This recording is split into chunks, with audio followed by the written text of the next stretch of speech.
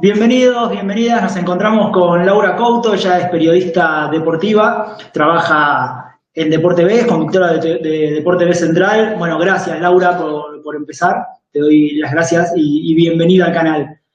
No, Este, gracias a vos, Diego, por este ratito, por convocarme, por querer, nada, charlar un ratito de esto que nos apasiona tanto. Así que gracias a vos por la invitación. Desde ya, y te digo, sos la primero periodista que entrevistamos. Tuvimos la suerte de hablar con muchísimos deportistas, pero esto también es un gusto que me quiero dar yo, hablar con colegas, ¿no? Y hablar sobre esto, como vos dijiste, que nos gusta tanto, que nos apasiona tanto. Sí, Eh, bueno, gracias por ese beneficio, por ese privilegio. bueno, gracias a vos, sobre todo, por aceptar. Te quiero empezar preguntando, bueno, quiero saber primero, antes de que nos metamos en el ruedo meramente deportivo, quiero saber de tus inicios, cómo arrancaste, cómo llega el periodismo deportivo a vos. Yo a todos los deportistas les pregunto, ¿cómo llega tu deporte a vos? Bueno, ¿cómo llega esta pasión, el periodismo deportivo? Mira, el periodismo deportivo lleva acá a mi vida hace mucho, mucho tiempo. Era un sábado a la noche, yo estaba en la casa de mi tía con mi familia, comiendo como todos los sábados. Pero chica a nivel primario, ¿eh? Estar estudiando en el séptimo grado, el último año del colegio primario, y estar mirando un partido de fútbol, Vélez Lanús o Lanús Vélez, y escuchar que había periodistas en campo de juego y que hablaban, y bueno, con la tarea de lo que implica, ¿no? El rol del campo de juego, y decirme, yo quiero hacer eso, yo quiero hacer eso. Y a partir de ahí fue como el camino, como mi meta, como mi pasión descubierta a muy temprana edad. Tuve que padecer el secundario, porque si era por mí, si a mí me decían, termina el primario y vos ya te pones a estudiar periodismo, o yo lo hubiese aceptado. Claro. Obviamente que no, que es importante la formación, y la etapa del secundario es muy importante, no solo desde lo social, desde lo cognitivo, sino que también de todas las experiencias que se viven, y no es una etapa que hay que saltar de ninguna manera. Pero bueno, yo sí esperé o sea, atravesar todo el colegio secundario para empezar a estudiar periodismo deportivo. Y bueno, una vez que pude hacerlo, la verdad es que es mi pasión, es mi vocación. No, muchas veces me preguntan si me veo haciendo otra cosa o qué hubiera sido si no fuera periodista. Y yo les dije, no hay, No nunca sabes. hubo otra opción. Siempre esta fue mi opción. Bien, qué buena onda. Y tus inicios en cuanto al laburo ya directamente, ¿qué fue lo primero que hiciste? Mira, lo primero que hice fue en la escuela del Círculo de Periodistas Deportivos, donde yo estudié, donde me formé. Había un programa de radio que hacíamos el alumnado, y yo desde el primer año fui todos los días. Y bueno, gracias a eso después surgieron, por ejemplo, en unas elecciones presidenciales de ese año, pude hacer algunos móviles para Radio Colonia. Y después conseguí una pasantía en una productora audiovisual de deportes adaptados, se llamaba Deportes Especiales, y ahí esa productora estaba armando un equipo audiovisual para transmitir los Juegos para Panamericanos Mar del Plata en el año 2003, hace mucho, mucho tiempo. Bueno, y después esa pasantía se transformó en una efectivización, y ahí fue donde comencé como productora periodística de esta productora y de un programa dedicado al deporte adaptado. Vos sabés que mañana, en realidad ya estamos cumpliendo ahora, pero mañana ya se va a cumplir el año de la medalla del Maligno Torres. Y bueno, vos estuviste en París. Quiero que me cuentes la experiencia, tus experiencias olímpicas, porque tuviste varias, pero quiero que me hables de la experiencia de cubrir un Juego Olímpico y el laburo en el Juego Olímpico.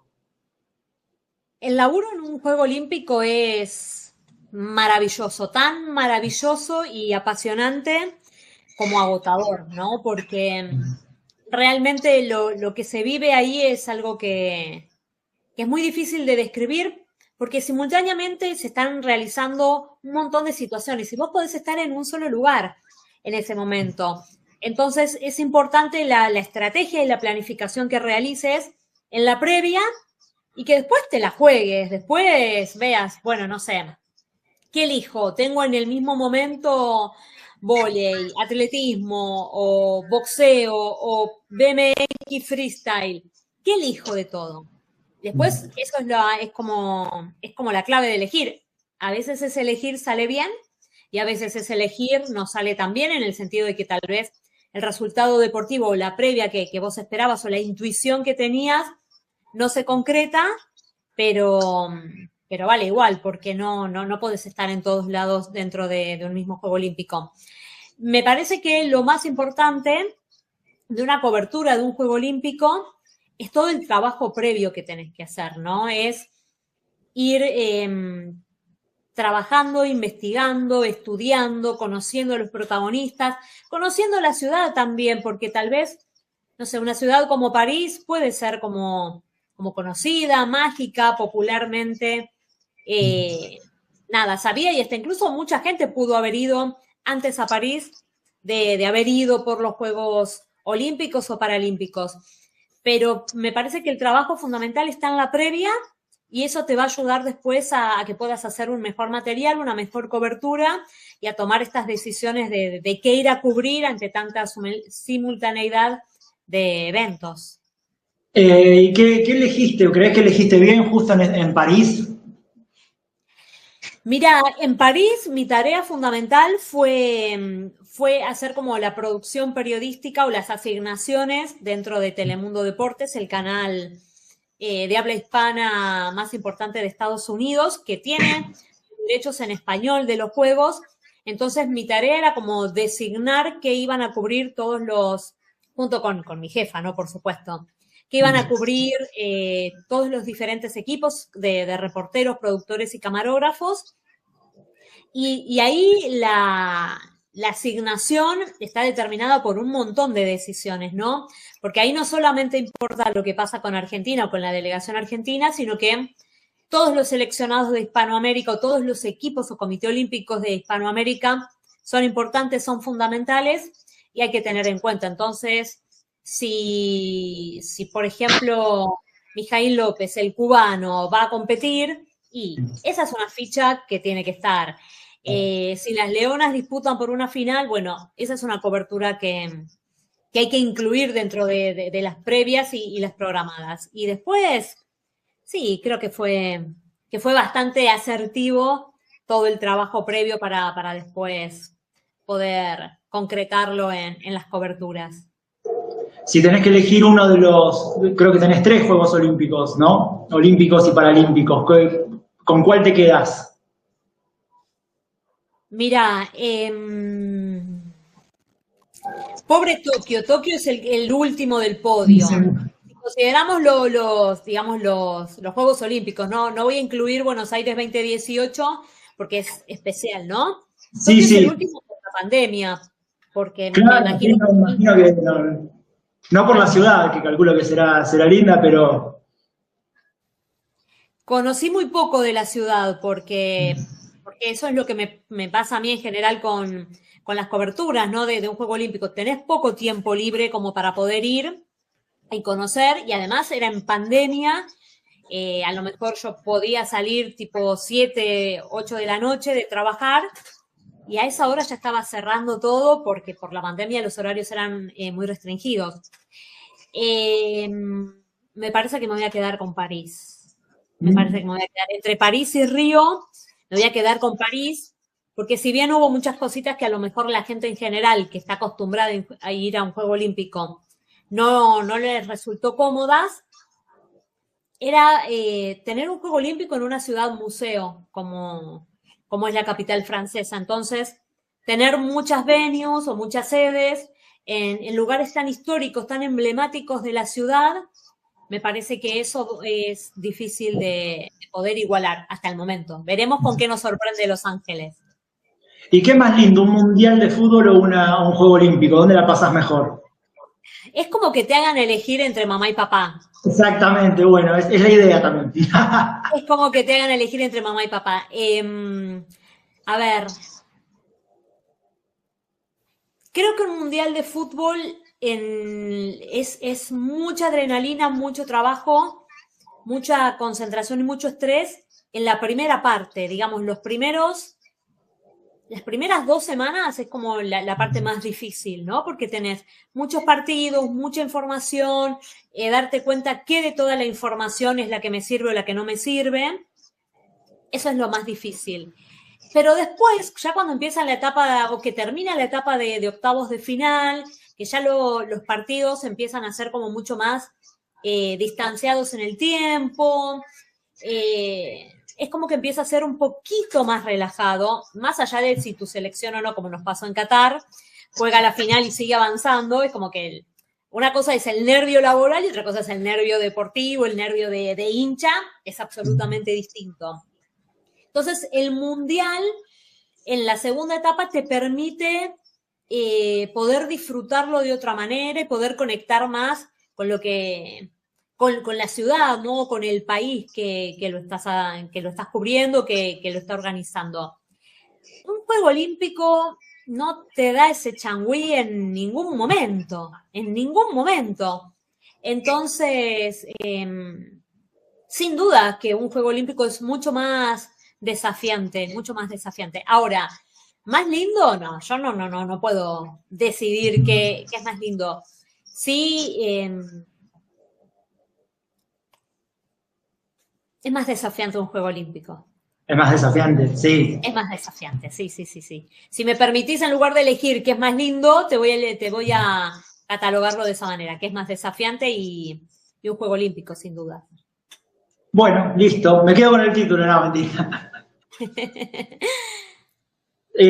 No quiero evitar tocar el tema, que me imagino que, bueno, te lo habrán preguntado muchas veces, pero siempre está bueno refrescarlo o hacer mención de tu rol siendo, bueno, siendo mujer, como las barreras que tienen las mujeres, sobre todo en este oficio, ¿no? En esta profesión.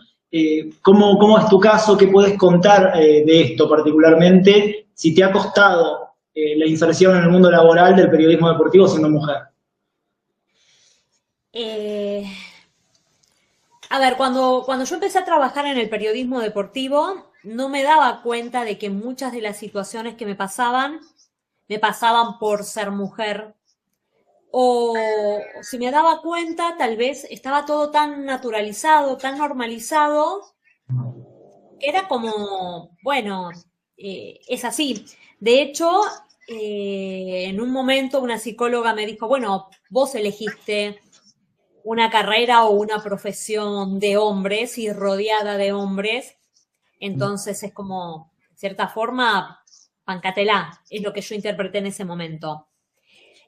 Obviamente que no tiene que ser así, no hay profesiones o carreras de hombres o de mujeres. Sin embargo, sigue pasando, incluso hoy por hoy, que dentro del periodismo deportivo la mujer le ha costado mucho romper los estereotipos, romper las barreras, que no sea utilizada solamente como un elemento decorativo. Y hoy eso sigue pasando. A mí, además por una cuestión lógica, yo no soy hegemónica, no cumplo con ninguno de los requisitos que muchas veces están dentro de los estándares de belleza. Y fue difícil. Me acuerdo que en una época yo cubría Boca Juniors para el primer noticiero que tuvo Deport TV hace muchos años. Y no era una situación sencilla. Para contarte algo cotidiano, tuve que ir al baño. Y cuando volví era la única chica que había ido en ese entrenamiento. Y cuando volví empezaron todos, el resto de los periodistas hombres a decirme, bueno, se lesionó Mengano, se lesionó fulano, porque había necesitado ir al baño. Y vos decís, estas cosas no se las hacen a un pibe. Y si se las hacen a un pibe, tal vez pueden resolverlo de otra manera. Viste que los hombres en general pueden como afrontarlo y resolverlo de otra manera. Y siempre quedó como esa situación. Y además, yo soy de una generación donde no existía la perspectiva de género y muchas veces una mujer que aparecía en una tarea el periodismo deportivo, no nos hicieron creer que otra mujer era competencia, no era una compañera. Claro. Entonces, cada vez como me lo habrán hecho a mí, seguramente yo lo habré hecho. Cuando llegaba una nueva mujer bueno, empezabas a evaluarla, pero ¿sabe o no sabe? ¿Es botinera o no es botinera? ¿Qué viene a buscar acá? ¿Y bajo qué contexto, bajo qué concepto estas generalizaciones sucedían? Ahí, nada, también me pasó de tener a lo mejor alguna situación de rispidez con alguna colega, que obviamente quedó en eso absolutamente. También me pasó de llegar a un entrenamiento y que hubiese una colega y una profesional como Mariró Varela, que es pionera en esto, que por no haber trabajado nunca en un medio mainstream, tal vez la gente común, la gente de la casa no la conoce, pero dentro del periodismo deportivo y dentro del fútbol, en el periodismo deportivo, ella es un emblema y ella fue como tantas otras, o como algunas otras, de las que me abrazó, de las que me contuvo y dijo, vení, vamos por acá y lejos de mirarte de reojo, de evaluarte, es la que siempre me abrazaba y hoy sigue haciéndolo hoy por hoy con todas las chicas que empiezan dentro del periodismo deportivo. Sí, si bien hay mucha más conciencia que antes, creo que el 2018 alguna semilla dejó, independientemente de los tiempos que estamos viviendo ahora. De todas maneras, ¿te sentís, vos recién dijiste algo así como, ¿te sentís evaluada constantemente como el hecho de tener que demostrar lo que sabe? Que digo, por ahí un hombre no le pasa tener que demostrar que sabe de deporte. Sí, sí, aún hoy con más de 20 años de carrera, de trayectoria, de remarla también, habiendo estado en 4 Juegos Olímpicos, incluyendo los de Buenos Aires 2018, habiendo estado en 2 Copas Mundiales masculinas, aún hoy, después de tantos años, todavía me sigo sintiendo evaluada, todavía me sigo sintiendo que tengo que rendir al 100%, que a mí no se me perdona un error, que a mí no se me perdona o el tipo de voz o alguna otra situación, o si voy a una cobertura o tengo que ir a hacer una nota de campo de juego, siempre hay alguien que comenta, ay, es que sos muy bajita, ay, es que sos muy flaquita, ay, que tal vez tu tono de voz es muy elevado, que tal vez tu tono de voz es muy bajo. Ya no Siempre estamos hay ni un siquiera hablando de comentario. conocimiento deportivo a esa altura, sí. Siempre hay un comentario referido a mi persona o a las características mías. También hay gente que me dice, che, me sorprendí, no te conocía, qué informada que estás, qué bueno lo que haces, me gustaron tus preguntas, cómo manejas la información. También hay esas personas, pero viste que a veces la mente es un poco traicionera y en lugar de quedarse con lo positivo, siempre se queda con lo negativo. Y en este sentido, sí, me siguen pasando cosas que vos decís, ¿de verdad después de tanto tiempo tengo que vivir esta situación? Sí, pasa, pasa. Sí, sí. No, bueno, también es algo, muchas veces, a ver, que alguien diga cuánto sabe Lau Couto, me parece incluso, ¿por qué no habría de saber? ¿No? Digo, eh, ¿por qué no habría de saber? Y es parte también del prejuicio, ¿no? De hoy, que seguimos teniendo, ¿no? ¿Por qué la conductora del Deporte de Central no tendría que saber? ¿No? Es casi hasta, ¿eh? Pero digo, nadie se lo pregunta de otro periodista deportivo y creo que tiene que ver con el género. Tiene que ver con el género, incluso en estos días pasó también con otras colegas que están reconocidas, porque viste, muchas veces es como que se pide mucho más a la mujer, ¿no?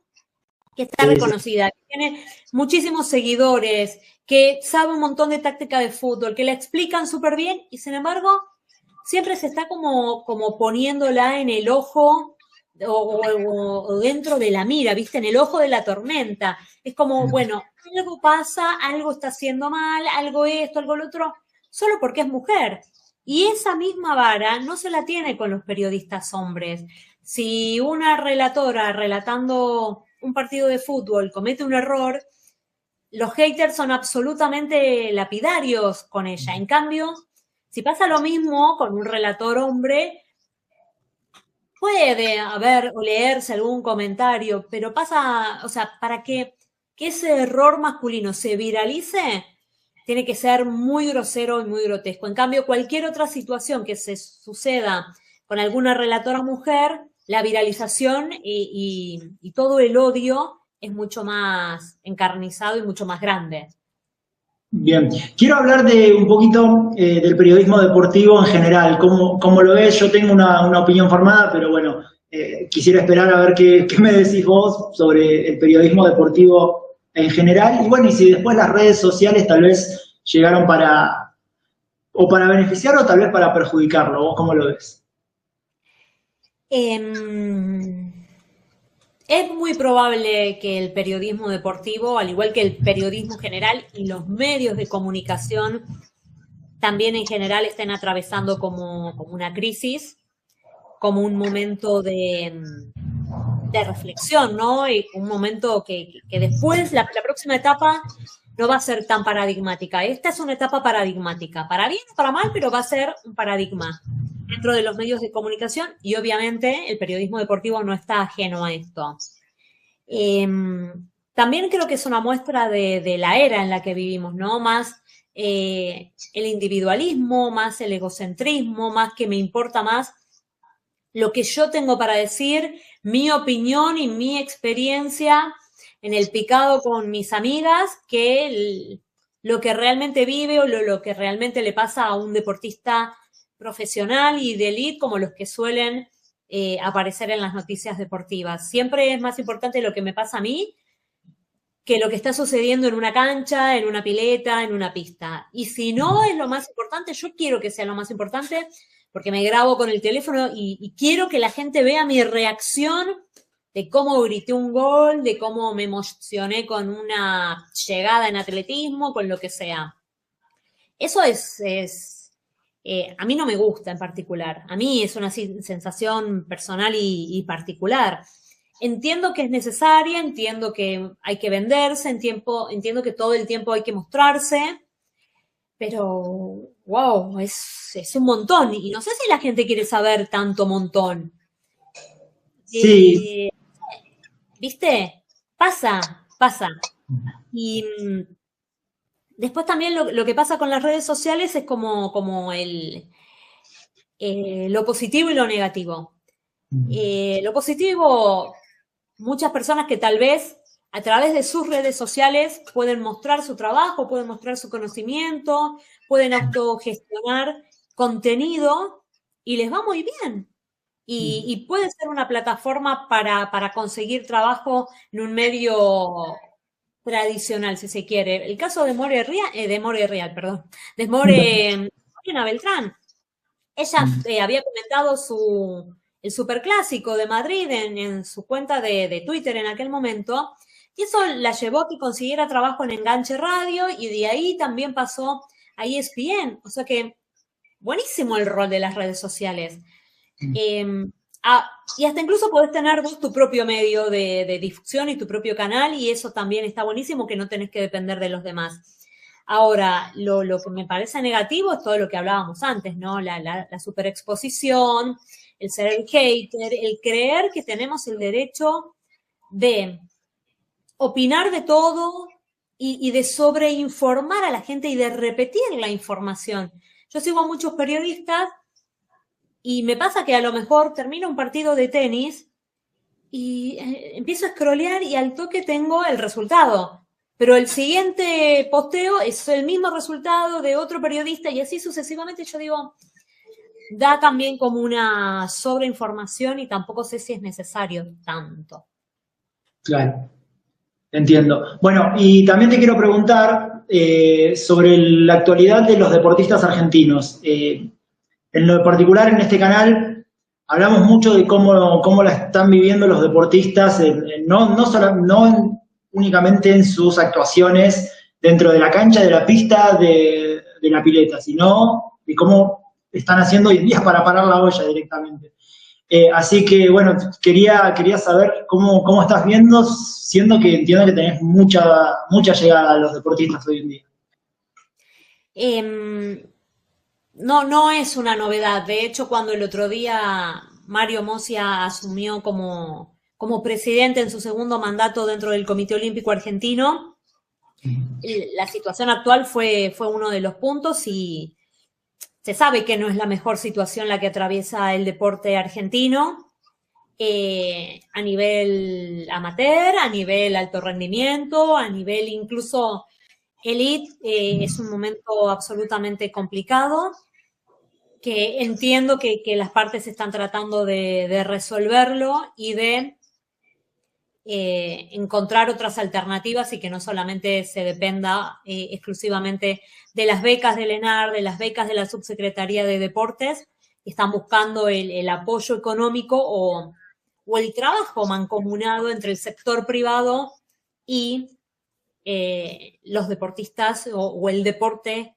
en general o también en particular. Es un momento difícil. Yo ya me había olvidado lo que era, ¿no? Que un deportista te escriba o que una federación o que un seleccionado para decirte, mira, necesito juntar fondos para esto. Desde la creación del ENAR y desde el establecimiento del ENAR, eso prácticamente no sucedía porque además estaba como bien clara cuál era la política de apoyo hacia el deporte argentino. Hoy tal vez también está clara como esa decisión, está mucho más apuntada, no tanto, creo que más que al alto rendimiento, a la elite, y lo cual ahí obviamente que es mucho más difícil y que el monto o el presupuesto que tiene hoy por hoy el área de deportes, ya sea por el ENAR, aunque es un ente autártico, o con la Subsecretaría de Deportes, no es lo suficiente, ¿no? Como para sostener a todo el amplio abanico de deportistas que hay, ¿no? Entonces, nada, es un momento también donde tal vez se están definiendo como una política deportiva que no sé si fue consensuada o no, pero ¿qué es lo que sucede? Venimos hablando de las redes y bueno, esto no deja de ser también algo para redes, así que de todas maneras te voy a hacer lo que al algoritmo le gusta, que es elegir las arbitrariedades, ¿no? Una cosa o la otra. Bien, Así que vamos a hacerlo, el tema de las preguntas rápidas. bueno. Bueno, preguntas rápidas con Laura Couto. ¿Un ídolo o ídolo de la infancia?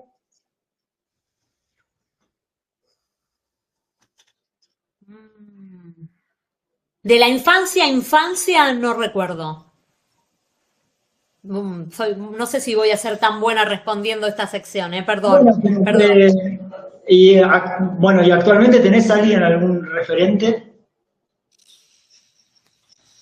Ay, me parece que soy muy tibia para esta sección, Tengo muchas referencias. Hay una persona, ¿sabes qué?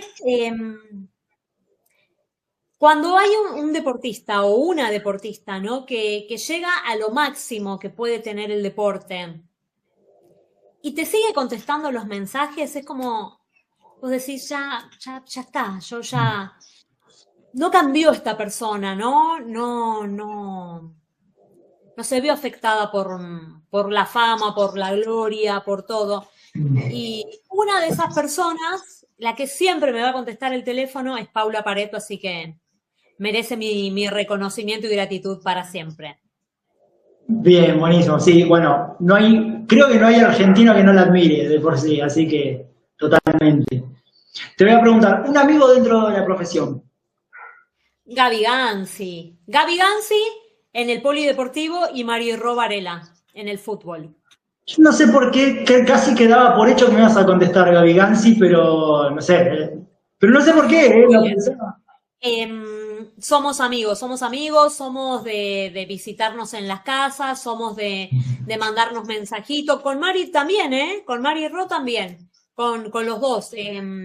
Es una amistad que traspasa el periodismo y la profesión Sí, sí, y sí, Mari Roy y Gaby, los dos. Un hobby que tengas.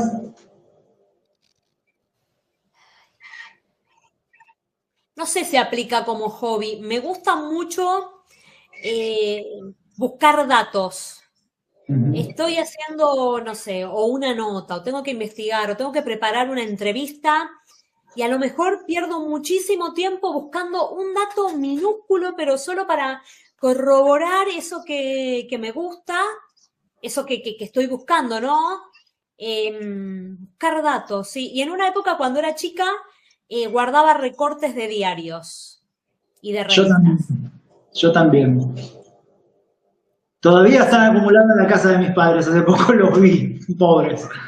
Yo Pero creo que sí. también los tengo después de tantas mudanzas, pero bueno, también en la era de lo digital es como que algunas cosas dejé de coleccionar, otras no, pero bueno, no sé, sale, en la previa de los Juegos Olímpicos, todos los libros que salen de datos, estadísticas, los compro, los leo, los remarco con lápiz y sí.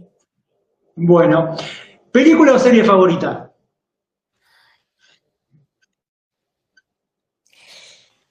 Película favorita hace un tiempo, no sé si sigue siendo, porque hace mucho que no la veo, pero me gustaba mucho P.S. I Love You, la historia de una pareja que él muere de cáncer, casi en muy corto tiempo, y que le deja una carta por mes a su esposa, entonces su esposa tiene que atravesar el duelo con diferentes cartas que le dejó su marido.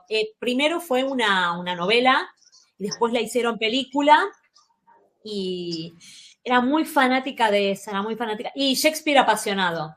Shakespeare apasionado también era mi película favorita, sí. Las dos Sos hace mucho que no las romántica. veo, pero sí. Sos romántica, te definís así. Eh, y bueno, sí, diciendo estas dos películas no me queda otra que asumirlo. Sí, sí. Sí. Bueno, comida favorita. Soy vegetariana, entonces no puedo decir asado, no puedo decir milanesas. No pasa nada, yo Y también. Bueno, puedes decir milanesa de soja, a mí me encanta la milanesa de soja.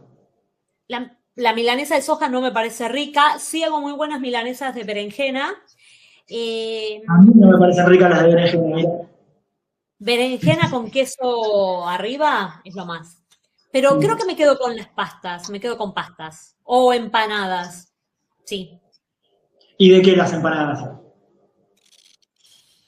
Y si tienen Roquefort, me van a gustar, sí. Sí. Roquefort, cebollita, un poquito de apio, puede funcionar, sí. ¿El mejor consejo que te hayan dado?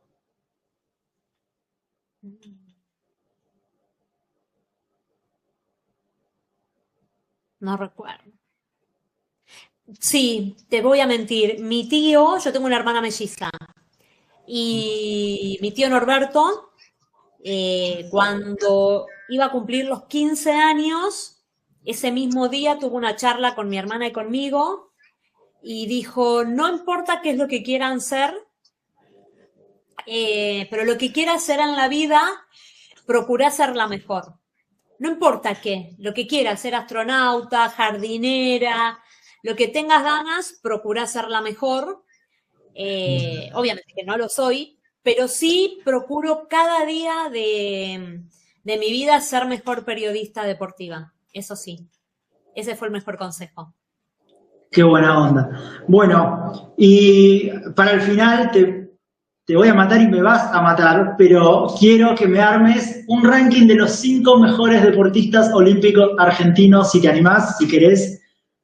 Y sin comprometerte porque sé que alguno por ahí te va a decir, me dejaste afuera, pero Entonces los voy a dejar afuera para que me lo vengan a reprochar. a ver, Eh, es muy difícil elegir cinco, teniendo en cuenta que Argentina tiene una historia olímpica muy, muy rica. Voy a ser subjetiva en el sentido de que voy a elegir aquellos que yo vi, que yo viví, que yo me emocioné. que están cercanos en mi historia. Perdona a los pioneros de 1924 en adelante, pero Sí, sí, en obvio. algún momento hay que poner un filtro. No sé si lo voy a decir como en el puesto número 5, Dale. lo voy a ir poniendo. Bueno, Paula Pareto, sí. Sí.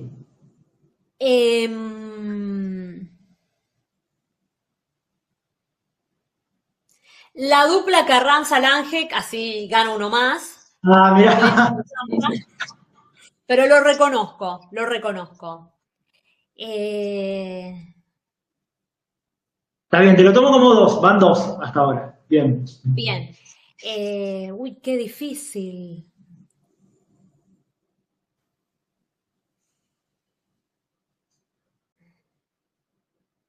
Qué difícil. Fue muy emocionante también y la dupla Curuchet-Walter Pérez, Mm, porque ellos estaban para ser campeones olímpicos en Atenas y no lo pudieron lograr. Bueno, ya lo contaron ellos la historia y demás. sí, sí. Y me parece que lo hayan logrado 4 años después fue algo maravilloso. Maravilloso.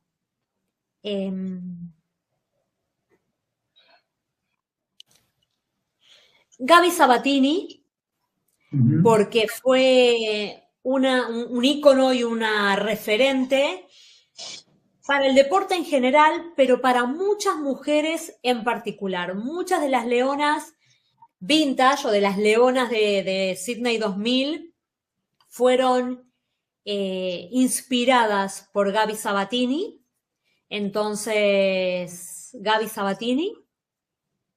Y, y voy a elegir a Lionel Messi, porque mucha gente, antes de que él se consagrara campeón del mundo en Qatar 2022, decía que con la selección no había ganado nada, que no había sido campeón, y obviamente antes de la Copa América, ¿no? Pero antes del Mundial o de la Copa del Mundo, muchos lo ninguneaban o ninguneaban su paso por el seleccionado, y él decía, bueno, la medalla olímpica como cabizbajo, sabiendo que mucha gente no le daba valor y él le daba valor. Entonces, por eso también voy a incluirlo en esta lista de 5, siendo absolutamente injusta con muchísimos y muchísimas.